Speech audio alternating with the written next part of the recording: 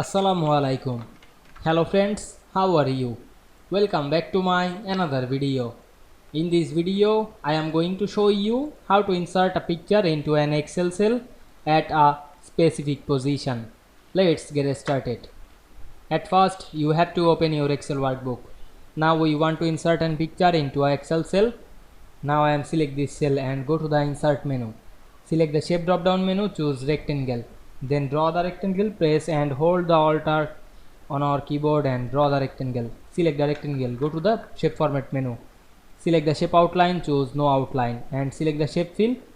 Go to picture. Then choose picture, work of line. Now I am select picture from our file and click insert. Now we can see we insert a picture into an cell at a specific position easily. You can resize the column and the row. The picture is automatically resized. I hope you enjoyed my video. Please like, comment, share and subscribe my channel. Thanks for watching.